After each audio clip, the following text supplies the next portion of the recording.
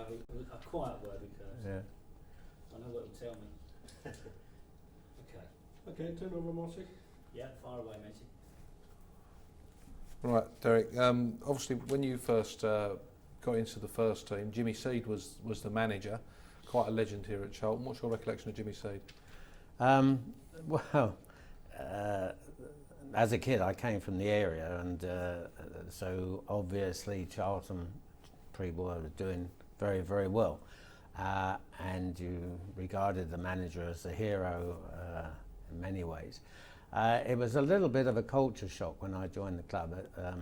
Malcolm Allison had sort of been a friend through the schoolboy days and minor football, and I'd met him just after I came out of the army, and he said, "What are you doing?" And I was going to Cardiff City for a year. They'd offered me a year, and he said, "Do you want to go?" And I said, "Well, no, I don't really. Long way to go." And he said, "Well, I'll fix you up a trial at Charlton," which he did. The following Wednesday, I met him again, and I played in the A-team game on the Saturday. And they said, "Well, you better come in on Monday morning." And they introduced me to Jimmy Seed, which evidently was unknown, unheard of. He went in his office and nobody ever saw him. Even the first team players hardly ever saw him. So I was off to a flying start in a way. And the reason for that was that I'd said I was going to Cardiff, and he said, "Well, I can't take you on one game. I've got to wait another week or so." And I argued the point that I'd promised and all that sort of thing. So I had quite a long discussion with Jimmy Seed before I even got anywhere near to signing. So anyway, I played again the next Saturday, and he offered me a year's contract. But then I didn't see him again for probably a year, 18 months. He played in the matches. He only appeared evidently on Friday mornings for first team chats, and they weren't very long. So I'd got off to a flyer, as it were, by meeting him. So because he signed me, obviously, I had that great admiration for him. As the years went on, of course, I was lucky enough to get in the first team. And it was quite a revelation. Jimmy Trotter was the trainer, as they were called in those days. He was trainer coach, I suppose. And he took everything until, as I say, the Friday morning when probably Jimmy Seed would come in and have a bit of a chat. And then you'd see him just before the game, only for a while, and he'd say this and that. Teams were different then. They were built up on the manager's judgment of players, and you were put in the team, and everybody had the same, every club had the same way of getting their players and bringing them in. There were transfers, obviously, but not that many. So teams went on year after year almost with the same people in. The best players knitted themselves in and made the team themselves. It wasn't the coaching, the thought, the tactics. The game today has progressed so much in those aspects. But going back into those days, you looked around and you got to know each other, and you immediately knew if somebody wasn't having a particularly good game, or some players weren't good at a certain grounds. If you went to Everton, one or two were a little bit, that was the big ground in those days, Goodison Park. So you relied on the manager 100% in his judgment of players. And we did, with the advent of the South African boys, John Huey was probably the first. Sid O'Lynn got in the side first, but John Huey was the first very, very good player, and made a difference, you know, especially in defence. We were struggling a little bit in the late 40s, and John Huey arrived, as did Leary and Fermani, but they probably wouldn't have made an influence till 52, 53. John Huey made an influence in 51.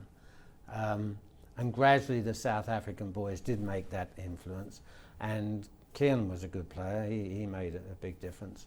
And Benny Fenton was still going well. So in those early 50s, up until 55, we were quite a good side. And then it started to go a little wrong. And Jimmy Seed unfortunately let Sammy Bartram go to York City as manager. and we did sort of disintegrate. It all started falling apart. And then of course we got relegated and didn't get back for 30 years. So the question you asked was my impressions of Jimmy Seed. I had great admiration for him.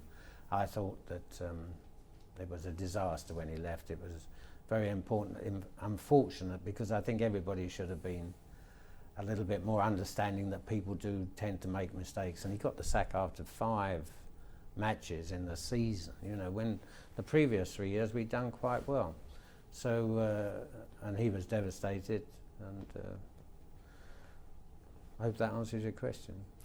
What's your recollection of Charlton winning the FA Cup? It was before your first team playing days, but do you have a clear memory of that as an event? Yeah, only in a way from a distance. I'd followed them before the war, so you followed them through the war, and they'd been doing well in, I think they were called South of England Cups, and they had North of England Cups, London Cups, and Charlton had done quite well in those. Charlie Revel, who was the name in those days, was very unfortunate. His best years were definitely the war years, and he cracked in goals from all angles, and I think he got 5 or 6 in games twice, but because they didn't go in the records, as it were, because they were wartime games. So they played in 1 or 2 finals, and then they got in the final just after the war when Derby County, when the ball burst and Bert Turner scored in both ends, and we lost 4-1 after extra time. And I mean, they always say it, but it came right that time, we'll be back next year, sort of thing, which they were.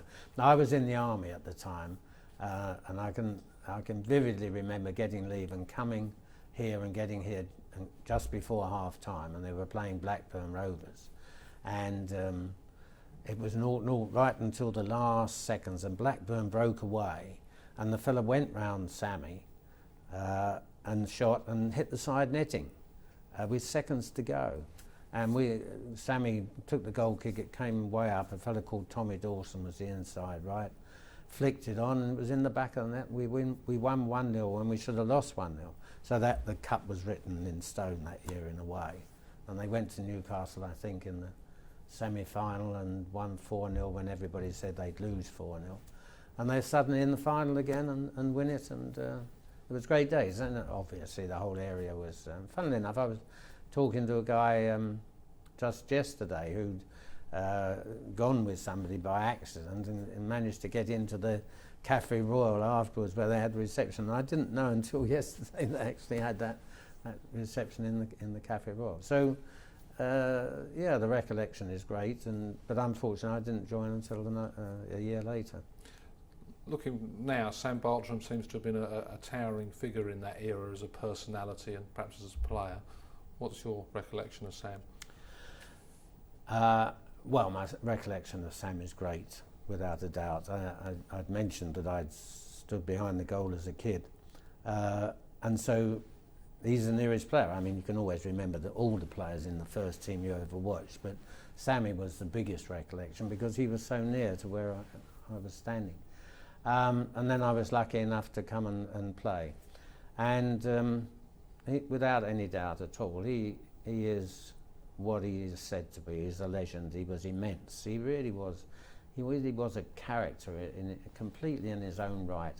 And he was such a happy, lovely guy, and the happiness spread through the team. And I think that was part of the great success they had before the war, because okay, they lost that team just after the cup final and it started to struggle a bit. But as I say, Jimmy Seed built another team, but it was all because of Sammy.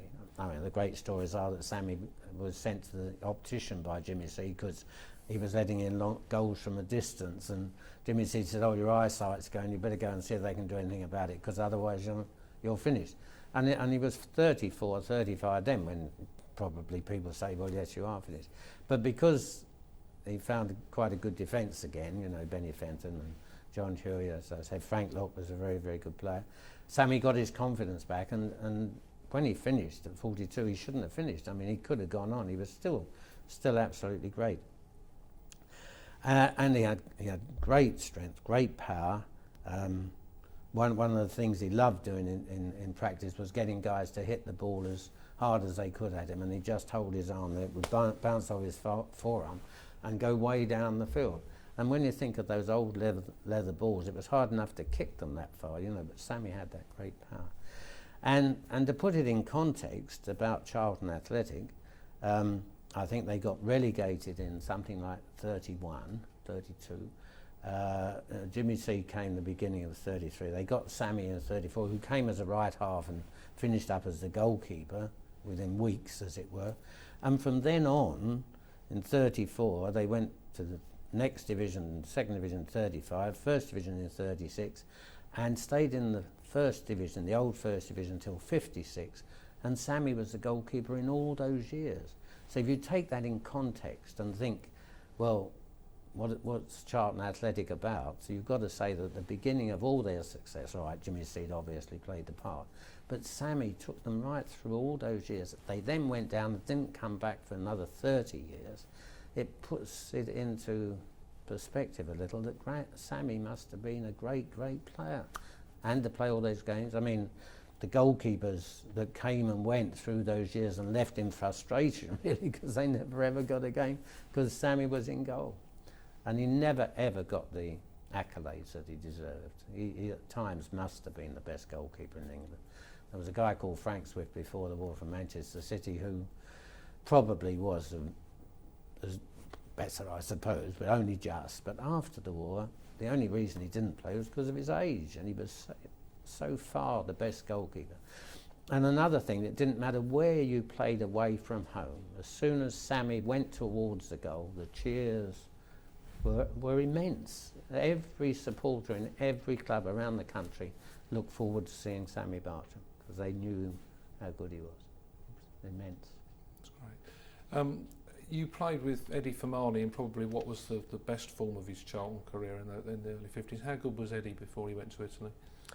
Well, Ed is quite a good story as well, really, in as much as he came with Stuart Leary at 16 years of age. And he found it a little difficult to adjust early on. So after the first season, the rumour is that Jimmy C said to Stuart Leary, "There's your ticket to come back in August, and sorry, Eddie, but, you know, not really." And Stuart Leary evidently said, "But if he doesn't come back, then I'm not coming back." So Eddie came back and gradually progressed, got the feel, probably homesickness got out of, you know, he got used to the place. And he gradually got better, and he got in the side at left back. I think it was away to Man City or something like that. Frank Locke was ill, and he got in the side and performed very well, so stayed in. And then, I think by chance, I may not have got it quite right, but he certainly, by chance, got into it inside forward and scored goals immediately. And Eddie was, Stuart Leary was a great player, so he would have helped Eddie because he would have fed him, and, you know, the passing was right and all that sort of thing.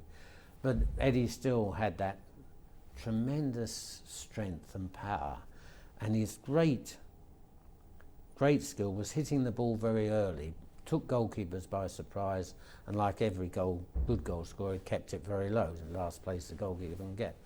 And Eddie, as I say, once the other South Africans played their part, but Eddie did score so many goals, home and away, and he was a consistent player. That was the reason I think we were 4th or 5th in the league one year, and probably would have gone on to higher things, but of course then he went to Sampdoria, and that was a big loss. You know, goal scorers you need, obviously, and to lose Eddie's power and his knack of scoring those goals was a big loss. So Eddie, I don't think you're quite right in saying when he came back, he was more, he got skills that he hadn't had. Technically, he was a better player when he came back from Italy. Still great, but he had extra things, I think, when he came back. He may have been that much older. His great days were probably in Italy, you know, the most successful, 26 to 30 probably. But he was a great player for us, without any doubt at all. And you're known particularly, apart from obviously being a great player and playing for England, for the fact that you had a particular injury problem, which contributed to perhaps one of the most famous games in the history of the league. Yeah, Tell us a bit about what happened that day. Well, I don't know much about what happened that day, but I think we were 20 minutes into the game. We were playing Huddersfield.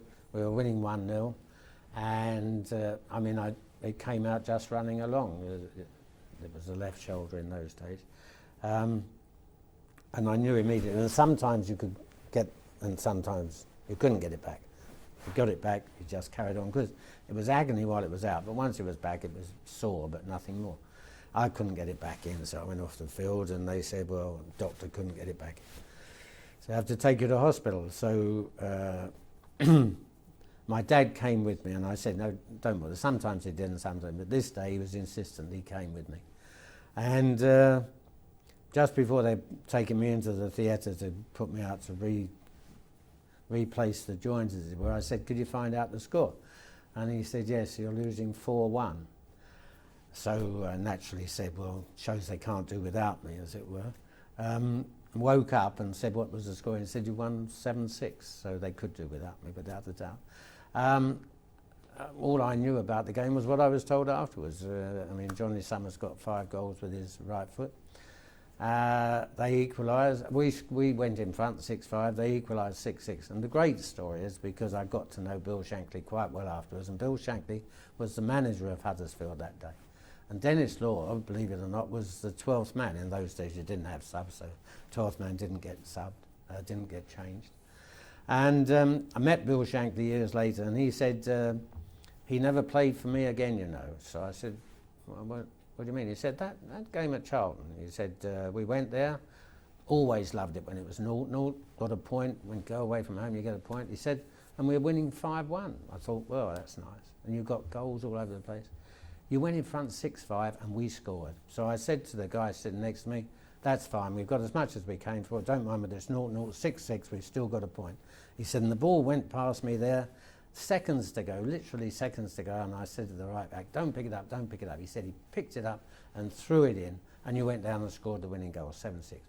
He never played for me again, that fellow. He said, I'm not going to have that in my team.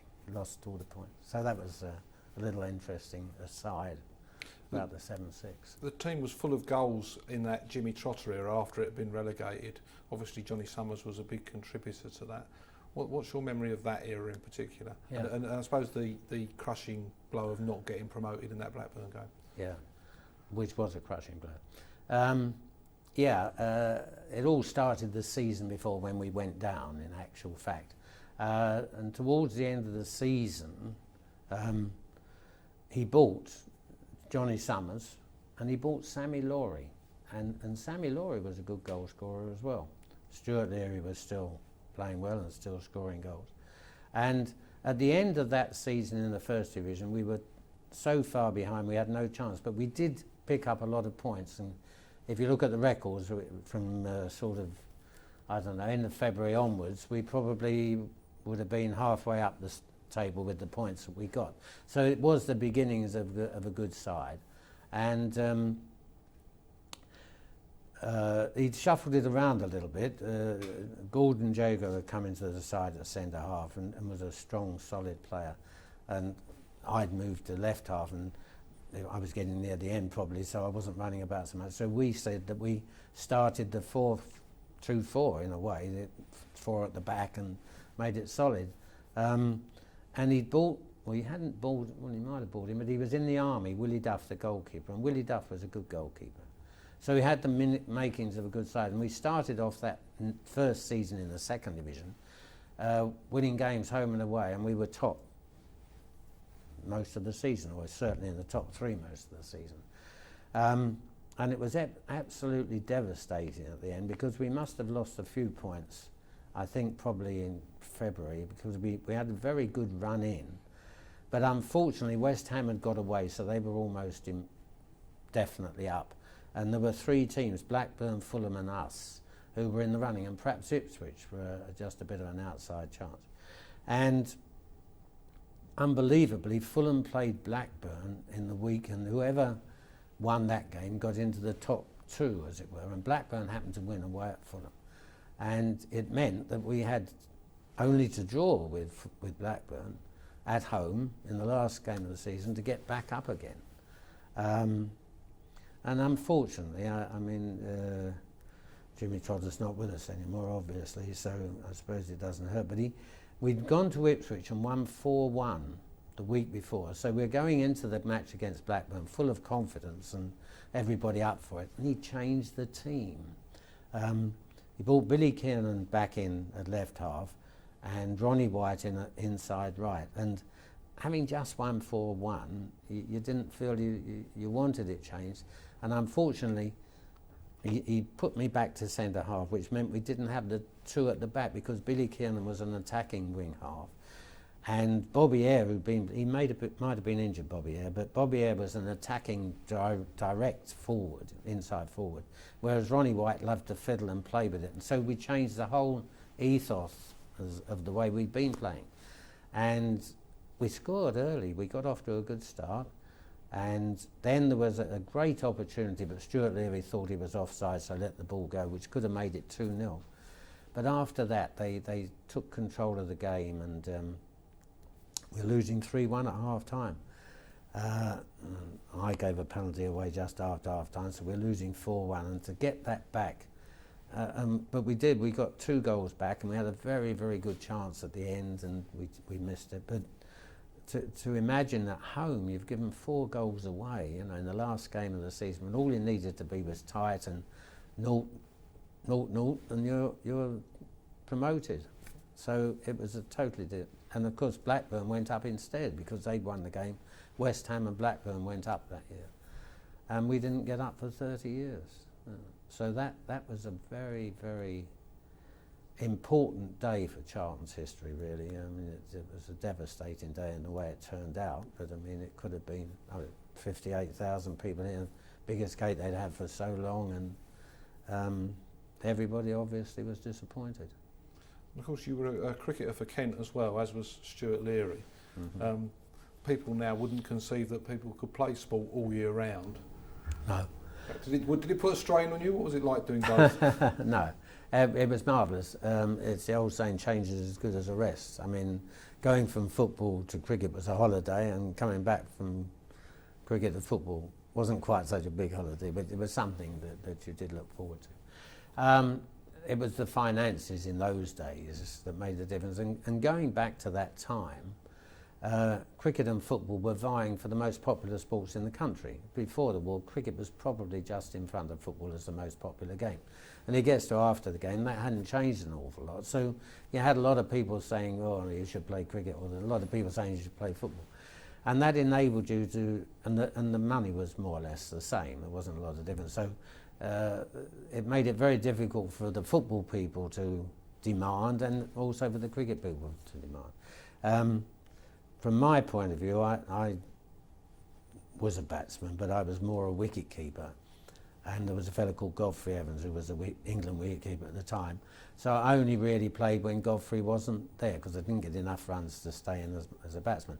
So Jimmy Seeds had the power of saying, for me, that I was in the first team at soccer, so therefore I had to go back. He used to let me have 2 weeks after the other players reported, first week in July or something. I'd have to go back the 3rd week in July. But Stuart Leary, because he was in the first team at cricket, he didn't go back until after August bank holiday, which was the big week in cricket. So he only had 2 weeks proper training. And it didn't make any difference, because you were fit, and especially if you scored a lot of runs, because you're running back with the short sprints. And it's sprinting that really keeps you fit, not so much the heavy running. But of course the other guys were a little bit anti, because Stuart was away just playing cricket, earning money, and they were doing all the hard slog, you know, running and running and running and running. But you could combine the two quite easily in those days, really. It was just at the end of the cricket season, which went on until 2nd week of September. But there were usually enough players to cover it, and there was probably at least 20 guys around the country playing both games at that time in the 50s. And of course the odd Willie Watson, Arthur Milton, who were good enough to play for England, the double internationals, of course, they weren't common, but they weren't unusual, really. Just to throw you right forward into your term on board, you weren't involved, I don't think, at the time of the winding up and all that sort of chaos, but you were involved, you were on the board when the club moved to Selhurst Park, and you obviously went through all that. What was your feelings about Charlton going to Selhurst Park and then coming back? Well, you're quite. I joined the board. I mean, it's no secret that Mark Hallier, who, you know, in his own way, wanted the club to do well, but unfortunately things must have gone wrong for him at the time, and it looked like the club were going to be wound up, and Richard Collins was making lots of phone calls at that time, and I was one of the people he'd phoned up because we were just looking for somebody to save the club, really. And Richard Collins eventually found John Fryer, John Sunley and John Fryer. And there was, I think they had to go into court, and it was only Blackburn Rovers allowing us not to play the game on the particular Saturday that enabled us to survive, really. And when they survived, they sat down and discovered there were only 3 directors, and none of them really knew anything about football, so they wanted somebody who they thought knew, and I mean, they came up with the name of Jimmy Hill, as most people would know, and I was asked if I could get Jimmy Hill to a meeting and to see if he would be interested in joining the board. And Jimmy had just left Coventry as chairman there, and he said, yeah, fine, but he would only join if I joined, because I was the go-between and the intermediary, as it were. So they went from 3 on the board to 5 on the board, and we progressed that first season. Lenny did very well, kept the side in the 2nd division, and whatever may have been said, and because Jimmy didn't last very long, as it were, he did play his part in helping Lenny to get John Fryer or John Sunley to generously contribute towards getting some players into the club. And Curbs was one of the, if not the first one, that did come at that time. So Jimmy played his part, and we went on from there. And I and my wife were on holiday and got a radio in Portugal, and turned it on, and they said Charlton Athletic 2, Crystal Palace 1, and that's a very interesting score, because Charlton Athletic are leaving the Valley and going to play at Selhurst Park. And that was absolutely the first I knew about it. My wife was almost had to take her to hospital in hysterics, and I didn't feel too good myself, I have to say. Because it was generally in the, I think the other directors only knew that Saturday morning that the die had been classed, as it were, and there was no turning back. And it was horrendous, completely terrible, and as you know, there were a few weeks before the last game when we played Stoke City here. And things just went from bad to worse after that, really. We tried all sorts of ways to reverse the decision, but John Fryer had made up his mind for whatever reasons.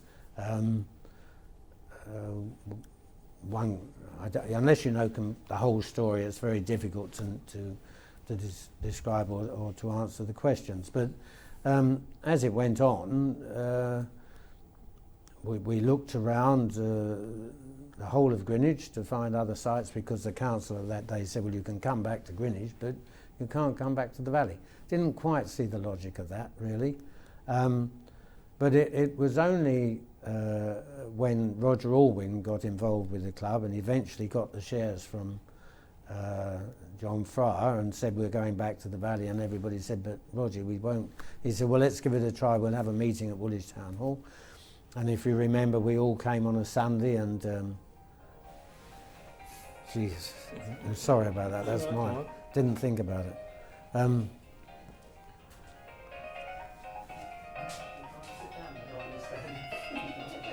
Can I?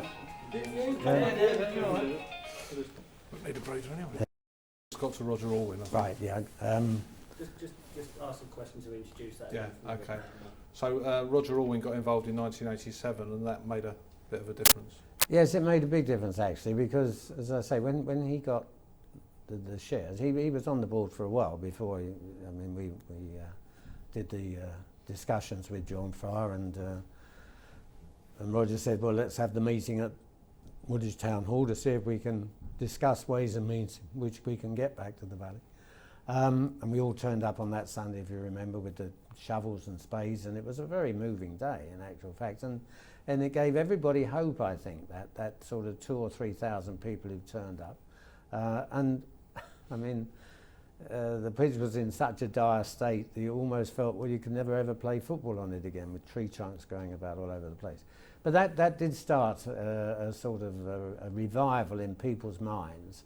And then the Valley Party, of course, which was completely and absolutely instrumental, and without that it could never have happened, and it changed the council's thinking about Charlton Athletic Football Club from something like 14-2 against to 15-1-4 or something similar, you know, and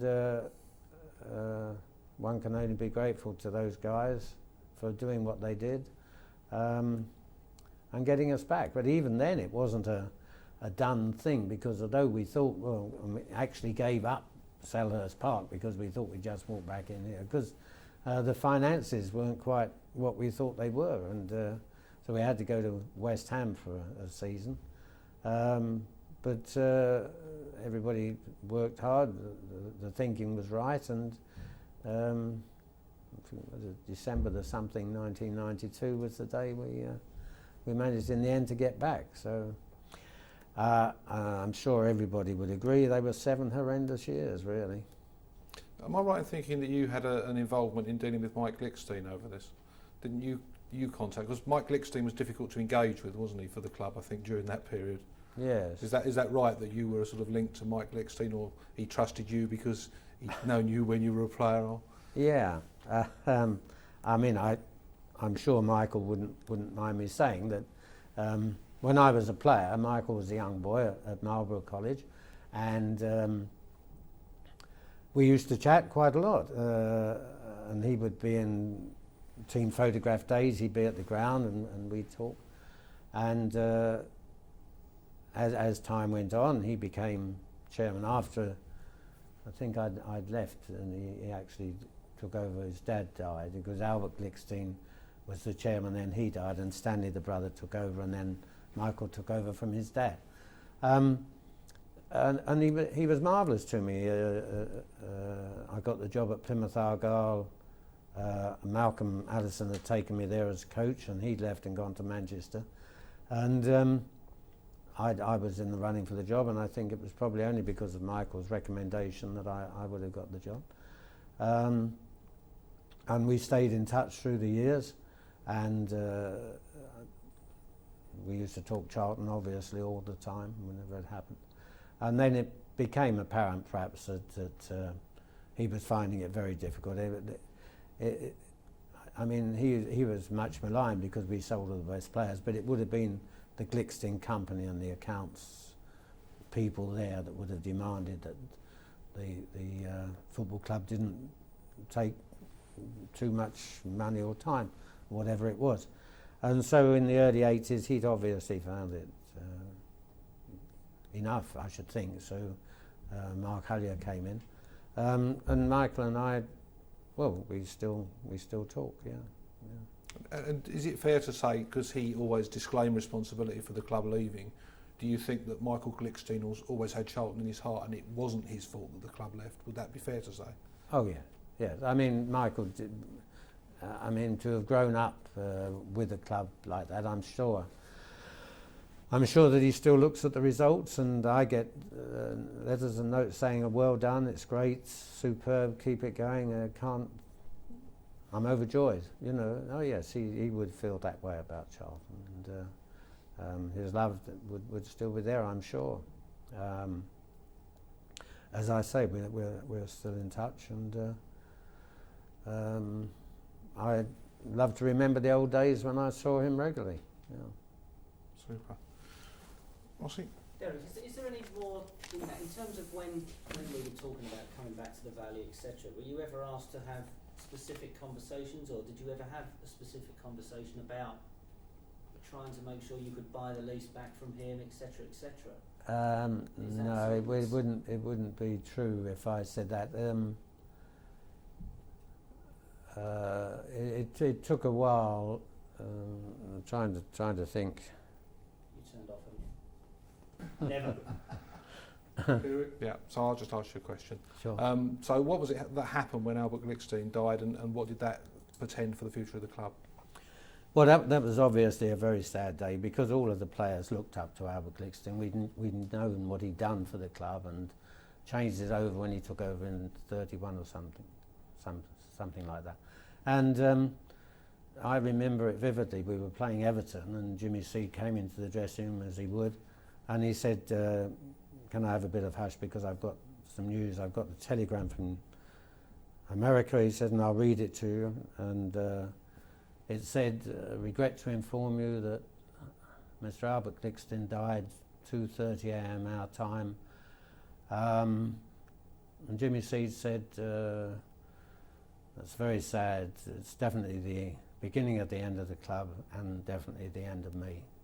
And we just sat there completely stunned, and after a few minutes he said, well, forget that, lads, just go out there and play and win the game, which we did in actual fact. But it was a very sad day. And Jimmy C was proved right, because within a couple of years or so he had left the club. And I don't think Charlton ever really recovered at that time from that sad day. Lovely. What I've asked, just so if you can ask a sort of, lead Yeah, okay. Peter, what was it like back then in terms of playing football and cricket?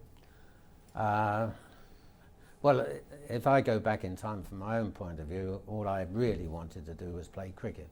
Ever since I was a young kid, that's all I ever wanted to do. And football, in a way, came by chance, because I went into the army. I'd already signed as a cricketer for Kent in '46, and I went into the army that summer. And very luckily, not the first season, I didn't play much soccer, so it just goes to show you can have a year off and it doesn't matter too much. But the second year I was in the army, I was in the sort of Royal Army Service Corps side, and Jimmy Hill and I were the only two amateurs with 9 professionals. That's right, 2 amateurs with 9 professionals. And I progressed from there, and it was quite a good side, and both Jimmy and I obviously went on from there. Jimmy went to Brentford and then Fulham, and I fortunately came to Charlton. It was lovely and marvellous, and it was a boyhood dream, but I didn't really think that would happen, as I'd hoped the cricket would happen. And I think I must have said very early on, I hope that I'm going to be able to have the summer off to play cricket. And it was marvellous to be able to do the 2 things that you'd wanted to do. It was a little difficult at either end of the season, obviously, but to go away and play cricket as I'd wanted to do was a dream. So I had that to look forward to all the soccer season, which I was enjoying. But I have to say that in those days the training wasn't as it is today. The game has progressed so much thought put into it. Coaching levels are different, tactics are different, fitness is different. If I tell you that in my day you had Monday off, whatever happened, and you'd report at 10 o'clock on Tuesday, and if it was raining you got sent home because the coaches weren't too keen on getting wet and washing all the dirty gear. So if you were in on Tuesday, you actually got a ball to play with for a little while, and then you finished up with the reserves plus others practice games. As I said, there were 48 pros, so even those didn't all get on the field. And that was the last you saw of the ball, because Wednesday, Thursday and Friday you just ran and had a few sprints, because they wanted you to be hungry for the ball on Saturday. So you'd say, but ever since I can remember, I kicked a ball about every minute of every day, and now I'm a professional and I'm top of my game. I can't have a ball. So I used to wander down to the present training ground, unbelievably, at Unilever, where my uncle played tennis. And I used to get a ball in the afternoons and just kick it about by myself, because you weren't allowed to football. And it wasn't until the Hungarians came in '53 and all went out on the pitch 5 minutes before the game started with the ball. And we used to have one ball and you go out 2 minutes before the game. You know, how they play after all the hard work they've done practicing these days, I don't know. But it was a little bit of a misspent youth, the soccer. It was lovely when you played the games, and it was lovely to go to all the famous away grounds. But the training, and unfortunately, one or two of the guys who were intelligent, like Billy Kiernan, for example, he insisted on taking an accountancy degree while he was a player. And I mean, they make up all sorts of excuses to stop poor old Billy getting to his courses and his night classes. But that's being unkind. It wasn't as bad as that, obviously, but it wasn't as it should have been. And it wasn't until much later that thought was put into it, and now you see the benefits, because the abilities are so much higher and so much more thought goes into the game that it really is unbelievable that times have changed so much. Fantastic. Brilliant. Super. Lovely. Thanks, Derek. That's good stuff there.